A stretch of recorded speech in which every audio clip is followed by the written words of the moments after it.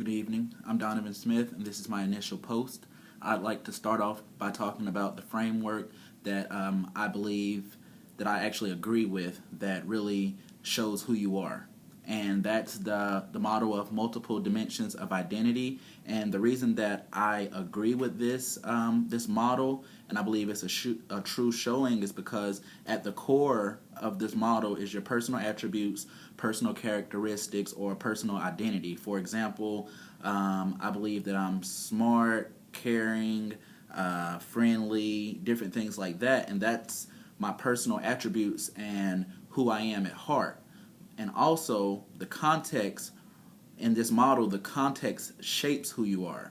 And for the context that could fall in this area could be family background, where's your family from, what different things that your family go through, what's really your family's history.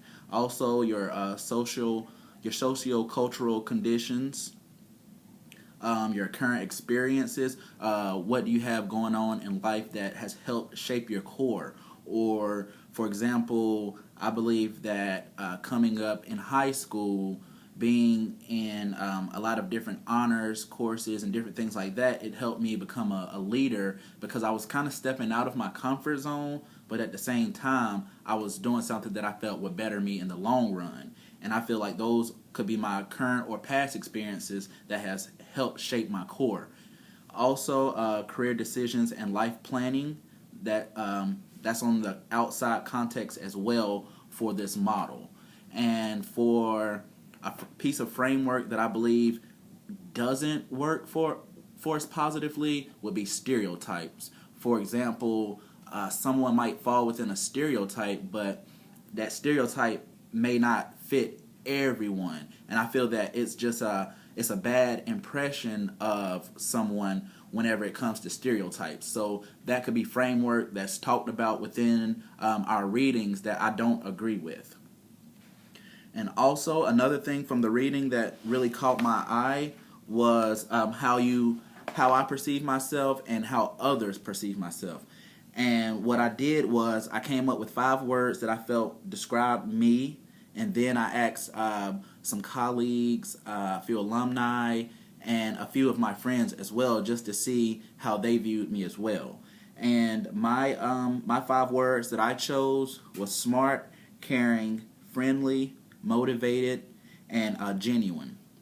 And some of the other responses that I received back from my friends and colleagues were driven, motivated, loving, incredible, indescribable, genuine, intelligent, funny, kind, and respectful. So with this, it was very interesting to see that how I perceive myself, others see me that way in some type of light as well, because all of the responses that I received were positive, but at the same time, I could almost tie those within how I perceive myself as well. So I believe that was definitely something interesting that I learned throughout this chapter as well, just to see how I perceive myself and what others really think about me as well. And another thing that I like within this chapter as well was one of the discussion questions and activities. Number 2, it says, thinking about your own identities. Identify those identities in which you are part of a dominant or privileged group and those in which you are part of a subordinate group. And the reason I really like this because it helped me put a lot into perspective. For example, with the dominant or privileged group, I fell in, I chose education because being educated is definitely part of the privileged group because not everybody has an education or the means for that education. And also one of the subordinate groups that I chose was me being an African American male because I learned back in my social justice class that I took over the summer that Caucasian would be the dominant when it comes to the ethnicity. So I fall within a subordinate group as an African American.